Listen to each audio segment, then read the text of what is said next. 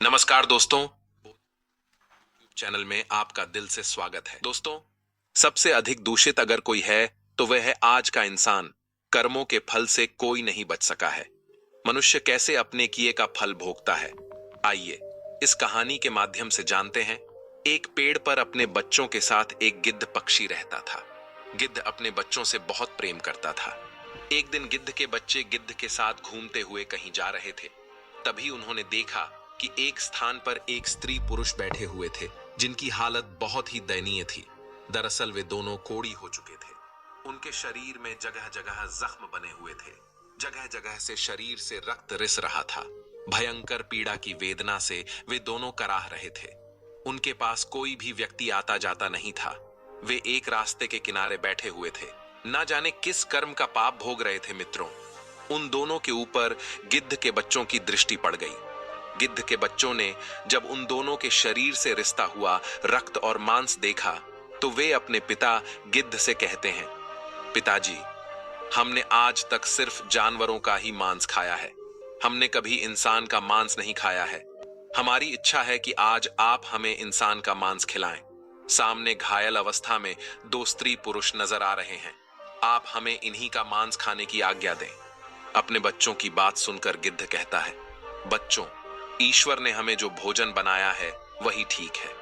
ज्यादा मन नहीं चलाना चाहिए। ज्यादा मन चलाना खुद के लिए ही तकलीफ देह होता है। आजकल इंसान का मांस बहुत दूषित हो चुका है। वह किसी के खाने योग्य नहीं रह गया है। इंसान इतना नीचे गिर गया है कि उसके कर्म देखकर बड़ी लज्जा आती है। धर्म कर्म की समझ रखने वाला वह इंसान इतना नीचे गिर जाएगा, हमने कभी नहीं सोचा था। गिद्ध बोला, हे बच्चों, आजकल भूखे रह लेना, पर इंसान के मांस को खाने की कभी मत सोचना। गिद्ध के बच्चों ने पूछा, पिताजी ऐसी क्या बात है जो इंसान का मांस हम नहीं खा सकते? तब गिद्ध कहता है, बच्चों, मैं तुम्हें एक कहानी सुनाता हूं। यह कहानी इन्हीं दोनों स्त्री पुरुषों की है जिनका मांस खाने के लिए तुम लालायित हो रहे हो। यदि तुम इनके कर्म जान लोगे तो कभी इंसान का मांस खाने की जिद नहीं करोगे। तब गिद्ध के बच्चे कहते हैं, हाँ पिताजी, आप हमें वह कहानी जरूर सुनाओ। आखिर हम भी तो जाने कि इंसान का मांस क्यों नहीं खा सकते। आपकी कहानी हम मन लगाकर सुनेंगे। कृपया पिताजी हमें जरूर सुनाइए। तब गिद्ध वहीं पर एक पेड़ पर बैठ जाता है और अपने बच्चों को कहानी सुनाने लगता है। वह कहता है, बच्चों, यह कहानी इन्हीं दोनों स्त्री पुरुषों की है जो नीचे कोढ़ी के रूप में बैठे हुए हैं। इससे पहले यह दोनों एक राज्य के राजा और रानी हुआ करते थे। इस पुरुष की इससे पहले एक पत्नी थी जो ईश्वर को प्यारी हो गई। राजा और रानी के बीच बहुत ही अटूट प्रेम था। राजा अपनी पहले वाली रानी से बहुत प्रेम करता था। राजा के राज्य में चारों तरफ खुशहाली थी। प्रजा भी अपने राजा का बहुत सम्मान करती थी। राजा भी अपनी प्रजा की भलाई के लिए काम करता था। किसी तरह की प्रजा में कोई दुख नहीं था। इसी प्रकार राज्य कार्य करते हुए राजा का समय बड़े आनंद से बीत रहा था। मित्रों, कुछ समय बाद रानी ने एक कन्या को जन्म दिया, लेकिन दुर्भाग्य से बेटी को जन्म देकर वह महारानी स्वर्ग सिद्धार गई। राजा को इस बात से बहुत सदमा लगा। राजा के मन में यह बात बैठ गई कि मेरी जो बेटी हुई है, इसी बेटी के कारण मेरी प्राण प्रिय रानी की मौत हुई है। क्योंकि राजा रानी को बहुत चाहता था। रानी का गम राजा से बर्दाश्त नहीं हुआ। इसी गम के चलते राजा की हालत बिल्कुल पागलों जैसी हो गई थी। उसने यह बात अपने दिलों दिमाग में बैठा ली थी कि मेरी बेटी के कारण ही मेरी पत्नी की मृत्यु हुई है। अब तो वह अपनी बेटी को बिल्कुल भी प्यार नहीं करता था, ना ही उसकी तरफ देखता था। मन ही मन वह उसे नफरत करने लगा। वह हमेशा कहता था कि मेरे घर में यह बेटी नहीं, यह कुलक्षण हुई है। इसी के कारण मेरी रानी की मौत हुई है। राजा को सबने समझाया कि देखो, जो होना था वो हो गया। अब क्यों बेटी से नफरत करते हो? परंतु राजा के समझ में कुछ नहीं आ रहा था। मित्रों, आपको बता दूं कि रानी बड़ी ही धार्मिक प्रवृत्ति की थी। वह भगवान की बहुत पूजा पाठ करती थी। उधर राजा ने अपनी बेटी को ही रानी की मौत का जिम्मेदार मान लिया था और वह अपनी बेटी से मन ही मन बहुत नफरत करने लगा था। धीरे धीरे राजा सदमे में पहुंच गया। अब तो उसका राजकाज में भी मन नहीं लगता था और ना ही वह प्रजा की भलाई के बारे में सोचता था। राजा की ऐसी हालत देखकर राजा के सभी मंत्री दरबारी और रिश्तेदारों को चिंता होने लगी कि अगर राजा इस तरह रहेगा तो राज्य की प्रजा बहुत दुख भोगेगी। इस इतने बड़े राज्य का क्या होगा? राजा के मन से रानी की यादें नहीं निकल रही थीं। राजा की अबोध बच्ची हमेशा रोती रहती थी, लेकिन राजा उसे नजर भर के भी नहीं देखता था। दासियां ही उस राजकुमारी का लालन पालन करती थी। राजा तो उसे कुलक्षणी कहता था और इसीलिए उसका नाम कुलक्षणी पड़ गया था। घर के रिश्तेदारों और मंत्रियों ने सलाह दी कि अगर ऐसा हुआ तो कैसे चलेगा, इसलिए उन्होंने राजा से दूसरा विवाह करने का प्रस्ताव रखा, जो राजा को सही लगा, क्योंकि रानी का गम भुलाने के लिए यह जरूरी था और उस लड़की के लिए भी एक मां की जरूरत थी। दासियां कब तक उसका पालन पोषण करती रहती? दोस्तों, इस प्रकार राजा ने अपना दूसरा विवाह रचा लिया। अब घर में दूसरी मां आ चुकी थी, लेकिन उस लड़की से जब उसका पिता ही प्रेम नहीं करता था तो वह दूसरी मां क्या खाक करती।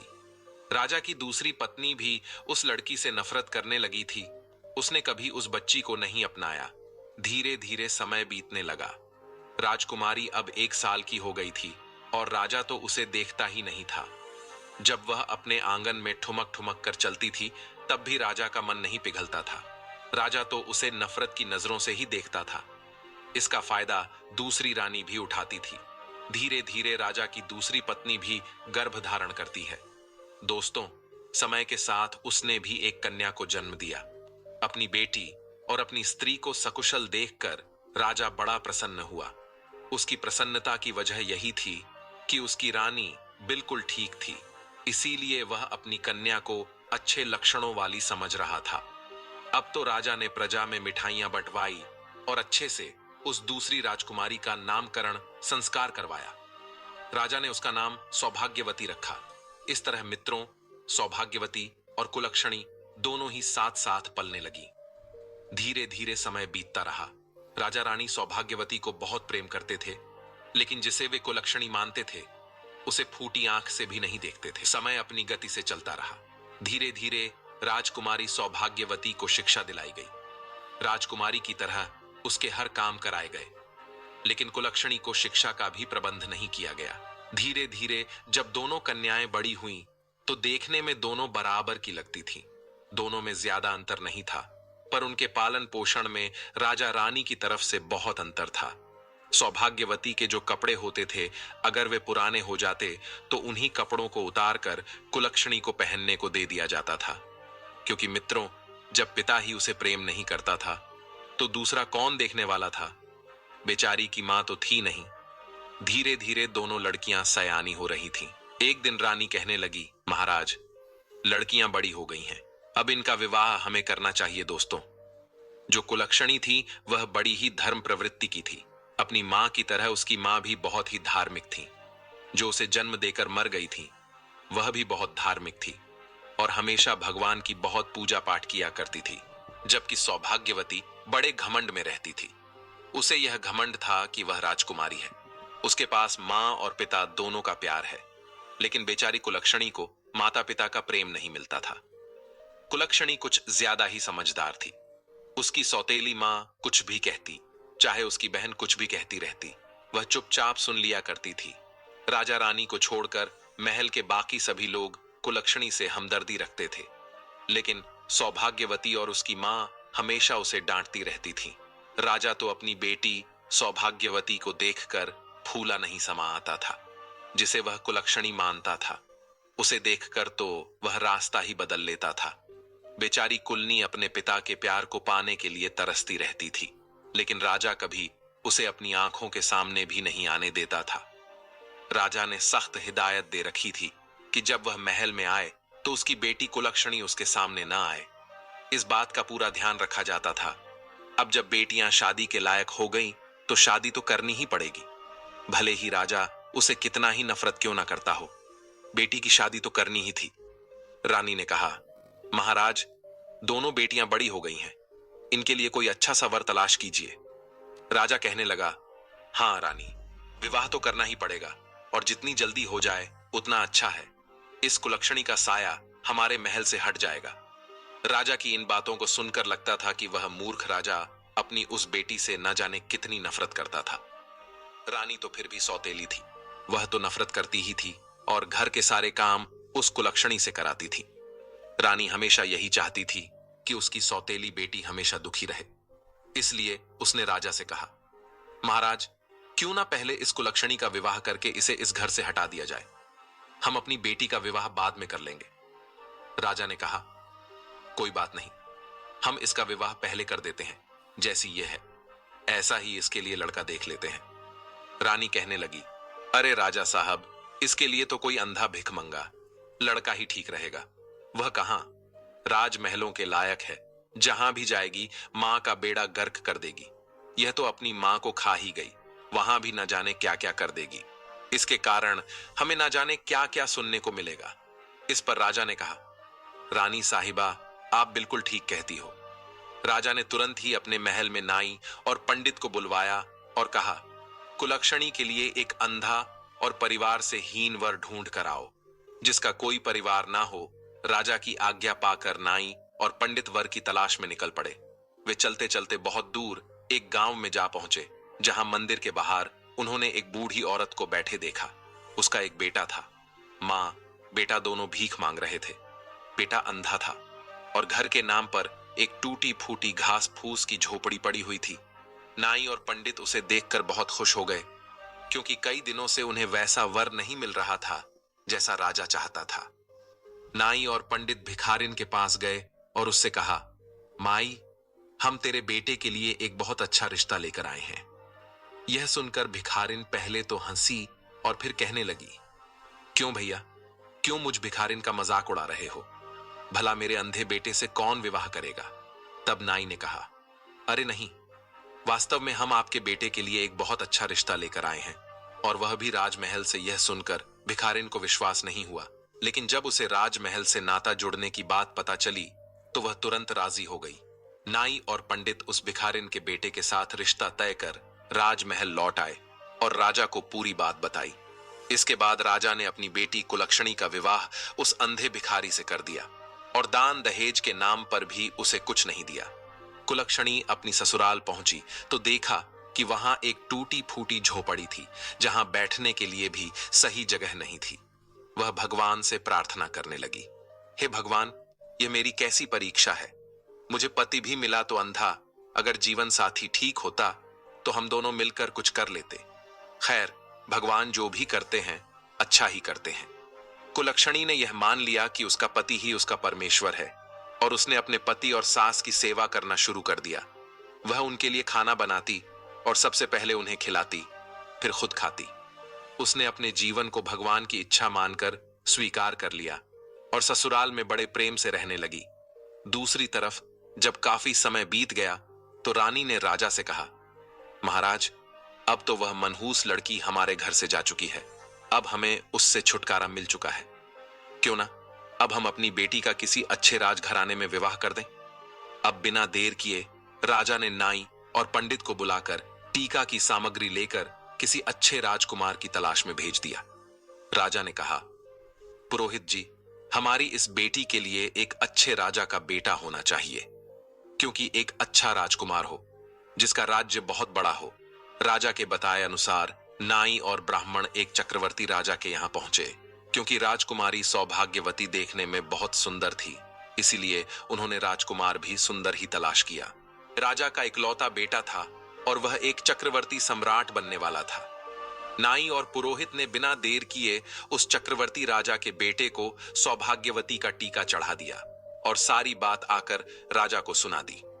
मित्रों, राजा ने सौभाग्यवती का विवाह बड़ी धूमधाम से कर दिया। हजारों हाथी, घोड़े, रथ दहेज दान में दिया और बड़े ही भव्य तरीके से अपनी बेटी की विदाई की। उधर वह बेटी, जिसे राजा कुलक्षणी कहा करता था, वह बेचारी जैसे तैसे दिन काट रही थी।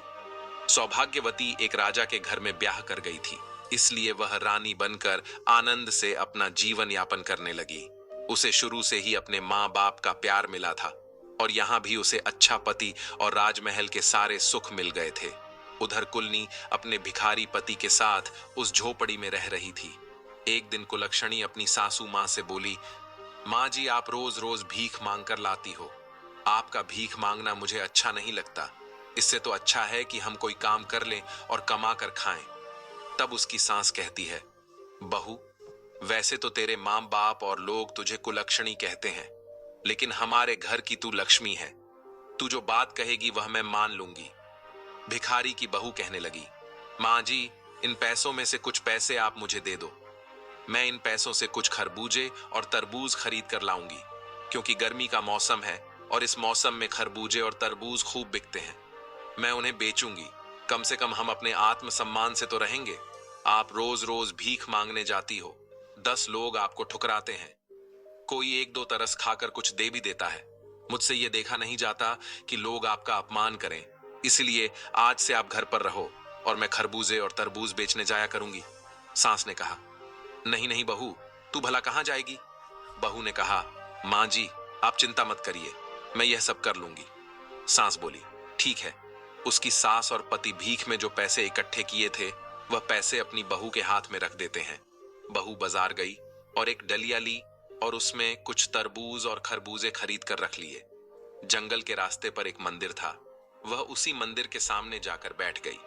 वहां से गुजरने वाले लोगों को तरबूज और खरबूजे बहुत पसंद आते थे, इसलिए हाथों हाथ उसके तरबूज और खरबूजे बिक गए। सारे तरबूज तो बिक गए, केवल 2 खरबूजे उनके पास रह गए थे। दोस्तों, उसी समय संयोग से विधि और विधाता भगवान उसी रास्ते से गुजर रहे थे। विधि कहने लगे, प्रभु देखो कितने सुंदर खरबूजों की सुगंध आ रही है, मुझे भी यह खरबूजे खाने हैं। विधाता बोले, देवी कहां, तुम इन खरबूजों के चक्कर में पड़ रही हो, चलो हमें उज्जैन पर पहुंचना है। विधि ने कहा, नहीं नहीं प्रभु, मुझे तो ये खरबूजे खाने हैं। माता विधि जिद कर गई, कहने लगी, देखो वह स्त्री खरबूजे बेच रही है और वह तो आपकी भक्त है, प्रभु हमें उससे खरबूजे जरूर लेना चाहिए। दोस्तों, माता विधि और विधाता ने एक बूढ़े और बुढ़िया का रूप धारण किया और पहुंच गए उस खरबूजे वाली के पास। उसके पास मात्र 2 ही खरबूजे बचे थे। माता विधि और विधाता ने बहुत ही दीन रूप बनाया था। फटे पुराने वस्त्र थे, जर्जर हालत थी। एक दूसरे का हाथ पकड़े हुए वे उसके पास पहुंचे, जाकर कहने लगे, बिटिया हम दोनों भूखे हैं, क्या हमें कुछ खरबूजा खाने को मिलेगा? तो कुलक्षणी कहने लगी, माई आप बैठो, इतनी गर्मी पड़ रही है, लो पहले पानी पी लो। उसके पास थोड़ा सा पानी था। पहले उसने विधाता और माता विधि बने हुए उन दोनों वृद्ध दंपति को पानी पिलाया और आराम से उन्हें बैठाया। उसके बाद एक करके दोनों को खरबूजा खाने को दिया। दोनों लोगों ने वे दोनों खरबूजे खा लिए। उसके बाद माता विधि कहने लगी, बिटिया हमारे पास तो तुम्हें देने के लिए कोई पैसे नहीं है, हम कहां से पैसे देंगे, हम तो भूखे थे इसलिए खरबूजे तो हमने खा लिए। वह कहने लगी, कोई बात नहीं मां, आज मैं खरबूजे बेचने आई थी और ईश्वर की कृपा से मेरे सारे खरबूजे बिक गए। अब मेरे पास सिर्फ यह 2 खरबूजे शेष बचे थे, अगर आपने उन्हें खा लिया है तो यह भी मेरे लिए पुण्य का काम है। आप तो बूढ़ी मां हो, मेरी कोई मां नहीं है, और आपने मुझसे इतने प्यार से बेटी कहाँ है, बेटी शब्द सुनने के लिए तो मैं और मेरे कान ही तरस गए थे। कभी मेरे पिता ने भी मुझे बेटी का प्यार नहीं दिया। तब माता विधि बनी हुई बूढ़ी मां कहती हैं, बिटिया मैं काफी दूर से चलकर आई हूं और राह चलने के कारण मेरी सांस फूल रही है, मेरे पैरों में बड़ा दर्द हो रहा है। कुलक्षणी ने कहा, लाओ मैया, मैं तुम्हारे पैर दबा देती हूं। इतना कहकर वह माता विधि के चरण दबाने लगती है। ठंडी हवा चल रही थी। विधि मां को नींद आ जाती है। विधि मां को नींद आई तो कुलक्षणी अपने पल्लू से उनके ऊपर हवा करने लगी, ताकि उनके ऊपर कोई मक्खी या मच्छर ना बैठे। दोस्तों, विधाता भी वहीं पर लेट गए। जब माता विधि की आंख खुली तो वे दोनों बड़े प्रसन्न हुए। कहने लगे, बेटी तूने तो हमारी बहुत सेवा की है और हमारे पास तो तुम्हें देने के लिए कुछ भी नहीं है, हम तुम्हें क्या दें? वह कहने लगी, कोई बात नहीं मां, मेरी कोई मां नहीं है, तुम्हारी सेवा करके तो मुझे मां जैसा प्यार मिला, ऐसा लगा जैसे तुम मेरी मां हो। तब माता विधि कहती हैं, अच्छा बेटी अब हम चलते हैं। जाते हुए माता विधि ने विधाता से कहा, प्रभु अगर आपकी झोली में कुछ पड़ा हो तो इस बेचारी को दे दो, ये बेचारी बड़ी ही गरीब है और इसके पिता ने इसके साथ बहुत अन्याय किया है। विधाता बोले, देवी मेरे पास तो मेरी झोली में केवल भभूति है, इससे इसका क्या भला होगा? माता विधि बोली, प्रभु लोगों का भला तो आपके भला कहने से ही हो जाता है। फिर भी मन समझाने के लिए माता विधि ने विधाता की झोली से कुछ भभूति निकाली और उस बेचारी को दे दी। वह भभूति उसने अपने साड़ी के पल्लू में बांध कर रख ली। शाम को जब वह अपने घर पहुंचती है तो अपनी सासू माँ से कहती है, माँ जी, आज एक बूढ़ी माँ और एक बूढ़े बाबा की सेवा करके मुझे अपार सुख मिला। और देखो माँ, आज की कमाई, आज मेरे सारे खरबूजे बिक गए माँ। अब तुम्हें और मेरे पति को कहीं भी भीख मांगने की जरूरत नहीं है। अब हम मेहनत से काम करके अपना गुजारा करेंगे और ईश्वर की कृपा रही तो हम सम्मान की जिंदगी जीएंगे। आज से हमें भीख नहीं मांगनी है। तब उसकी सास कहने लगी, बेटा, मैं तेरी जैसी बहू पाकर निहाल हो गई। मैंने तो कभी सोचा भी नहीं था कि कभी मेरे बेटे का भी विवाह होगा। मुझे नहीं पता था कि मेरे बेटे के नसीब में इतनी संस्कारी और लक्ष्मी जैसी बहू लिखी होगी। मैं तो भगवान की बहुत आभारी हूं कि भगवान ने मेरे बेटे की किस्मत में तुम्हें लिखा था। वह कहने लगी, मां, आज एक बूढ़े बाबा और एक बूढ़ी अम्मा आई थी। उन्होंने मुझे यह भभूति दी है, मैं इसका क्या करूं? तब उसकी सास बोली, बहू, थोड़ा रुको, अभी मेरा बेटा आता होगा, जैसा वह कहेगा तुम वैसा ही करना। दोस्तों, शाम को जब उसका पति आया तो वह कहने लगी, स्वामी, आज मुझे यह भभूति दी है, एक बूढ़े बाबा और एक बूढ़ी मां ने, मैं इसका क्या करूं?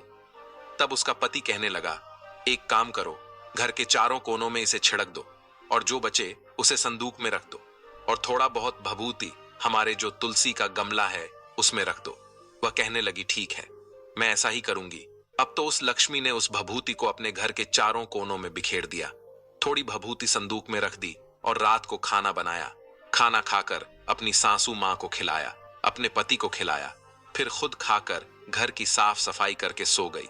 सुबह उठती है तो क्या देखती है कि उसकी झोपड़ी की जगह तो बहुत ही सुंदर महल बन गया है।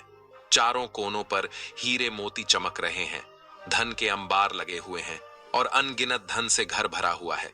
यह देखकर तो उसे बड़ा अचंभा हुआ। वह दौड़ी दौड़ी अपनी सास के पास जाती है और कहती है, मां जी उठिए, देखो क्या चमत्कार हो गया। उसकी सासू मां की आंख खुली तो उसने देखा कि उसका घर तो पहचानने में नहीं आ रहा है।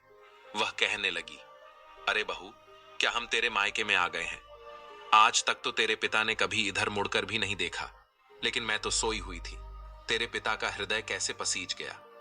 तब वह लक्ष्मी कहती है, नहीं मां जी, यह मेरे पिता का घर नहीं है, यह तो हमारा घर है।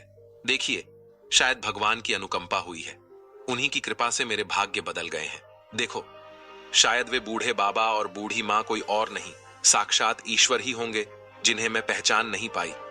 भगवान को ना पहचान पाने का दुख अब तो उसे बहुत कचोट लगा था और वह रोने लगी कि भगवान साक्षात मेरे पास आए और मैं उनको पहचान नहीं पाई।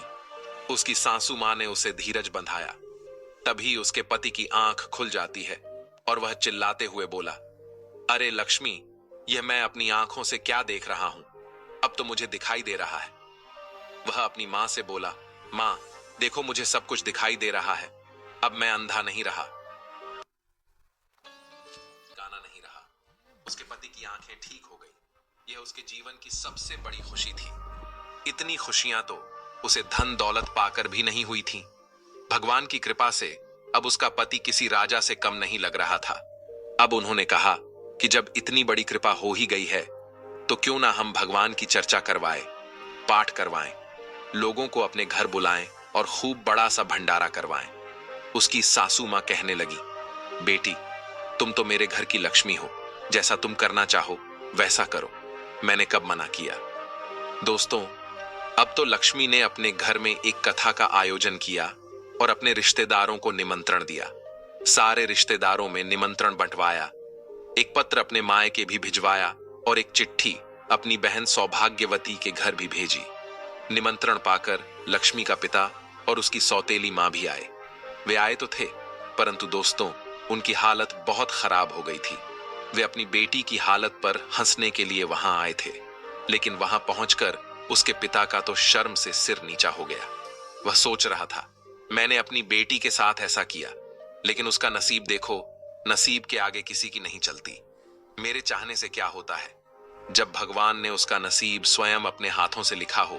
उसके माता पिता को अब बड़ा अफसोस हो रहा था, क्योंकि जब लक्ष्मी और सौभाग्यवती की शादी हुई थी तब उसके पिता ने अपनी बेटी को कुछ भी नहीं दिया था और जानबूझकर एक अंधे भिखारी के साथ उसका विवाह किया था। इसी पाप के कारण उसका पिता और सौतेली मां दोनों लोग कोढ़ी हो गए थे। बहुत उपचार करने के बाद भी वे ठीक नहीं हुए थे। उनका राज्यपाठ धूमिल होता जा रहा था।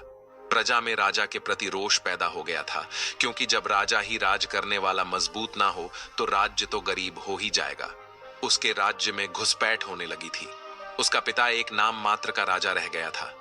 दोस्तों, जब उसकी बहन सौभाग्यवती आई, और सौभाग्यवती तो पहले से ही घमंडी थी, वह पहले ही लक्ष्मी को बात बात पर ताने मारती थी। जब सौभाग्यवती आई तो उसने अपनी बहन की शान शौकत देखकर उसकी आंखें फटी की फटी रह गईं। वह सोचने लगी, मैं एक चक्रवर्ती सम्राट की पत्नी हूं, मेरे पास इतने बड़े राज्य का मालिक है, लेकिन यह महल और इसके सुख साधन तो मुझसे भी कहीं ज्यादा अधिक है। अपनी बहन का वैभव देखकर वह बहुत बेचैन होने लगी और कहने लगी, लक्ष्मी, तुझे यह सब कहां से मिला, कैसे मिला?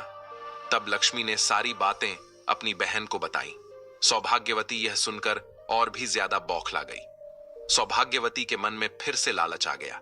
वह किसी भी कीमत पर अपनी बहन लक्ष्मी को नीचा दिखाना चाहती थी। वह तो चाहती थी कि लक्ष्मी उससे ऊपर कभी ना पहुंच पाए, लेकिन जिसे भगवान उठाना चाहते हैं उसे कौन रोक सकता है? ऊपर उठाने वाला तो ईश्वर है, किसको कब क्या बना दे कोई नहीं जानता। सौभाग्यवती ने जब अपनी बहन से पूछा कि उसके समृद्ध होने का क्या कारण है, तो भोली लक्ष्मी ने पूरी बात उसे बता दी कि उसने एक बूढ़े और बूढ़ी मां को खरबूजे खिलाए थे, उन्हीं के आशीर्वाद से यह सब हुआ है। अपनी बहन से यह सब जानकर सौभाग्यवती राजमहल में जाकर अपने पति से कहा, देखो जी, मैं भी खरबूजे बेचने जाऊंगी। उसका पति कहने लगा, अरे सौभाग्यवती, तुम यह कैसी बातें कर रही हो? हमारे राज्य में किसी प्रकार की कोई कमी नहीं है, और वह तेरी बहन इतनी गरीब थी, उसकी सच्ची श्रद्धा और भक्ति देखकर उस पर भगवान ने कृपा की है। तू तो क्यों चलन के मारे मरी जा रही है? तेरे पास किस चीज की कमी है? लेकिन सौभाग्यवती नहीं मानी। वह कहने लगी, नहीं जी, मुझे तो खरबूजे बेचने जाना है। तो पति कहने लगा, ठीक है, अगर मेरी बात नहीं मानती हो तो चली जा। दोस्तों, उसने एक डलिया में खरबूजे भर लिए और एक मंदिर के पास जाकर बैठकर बेचने लगी। संयोग से उस दिन भी माता विधि और विधाता उधर से आ रहे थे। खरबूजे बड़े ही ताजे ताजे थे। माता विधि बोली, प्रभु देखो, मुझे खरबूजे खाने हैं। गर्मी का मौसम है और यहाँ बड़े सुंदर सुंदर खरबूजे दिखाई दे रहे हैं। विधाता ने बहुत समझाया, लेकिन विधि जी नहीं मानी। उन्हें तो सौभाग्यवती के खरबूजे पसंद आ रहे थे। अब उन्होंने फिर से बूढ़े का भेष बनाया और एकदम से उसके पास पहुंच गए। उस दिन सौभाग्यवती का एक भी खरबूजा नहीं बिका था। माता विधि कहने लगी, बिटिया, बहुत तेज भूख लगी है, गर्मी के मारे जन निकली जा रही है, बहुत प्यास भी लगी है, थोड़ा सा पानी पिला दो और हमें थोड़ा खरबूजा खाने को दे दो। तो सौभाग्यवती कहने लगी, अरे हटो यहां से, वैसे भी सुबह से बोनी तक नहीं हुई है, कहां से भिखारी चले आए मांगने के लिए। अब विधि और विधाता एक दूसरे की तरफ देखकर मन ही मन मुस्कुरा उठे और वहीं बैठ गए। सौभाग्यवती डंडा उठाकर कहने लगी, हटो यहां से, तुम लोग कितने गंदे हो।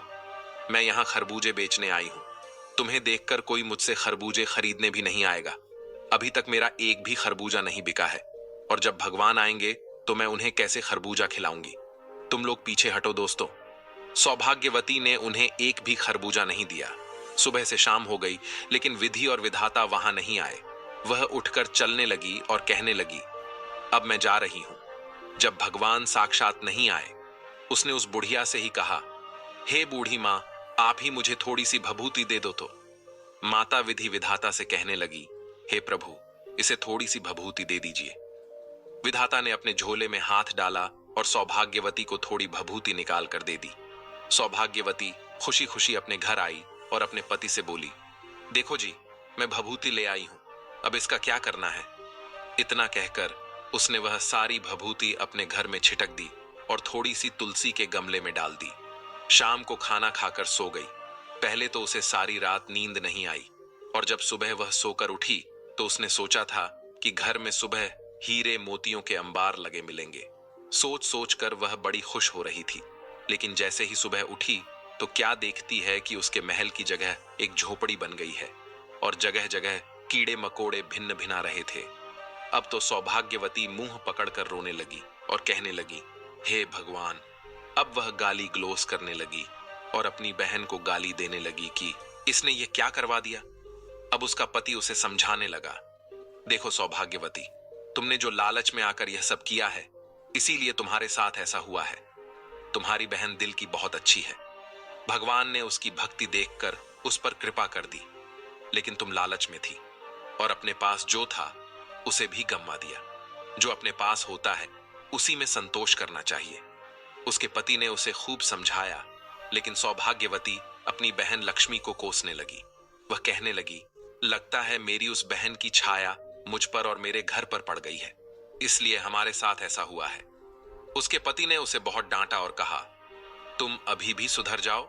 जब यह खबर उसके मायके में पहुंची तो राजा और रानी जो कोढ़ी हो गए थे, वे उसे देखने के लिए आए। अपने माता पिता की ऐसी हालत देखकर सौभाग्यवती कहने लगी, अरे दूर हटो, तुम मेरे घर के अंदर मत आना। ऐसे माँ बाप की मुझे जरूरत नहीं है जो इतने गंदे हो, जो कुष्ठ रोग से पीड़ित हो। मैं ऐसे माँ बाप को नहीं रख सकती, ना ही उनकी सेवा कर पाऊंगी। मुझसे दूर रहो दोस्तों।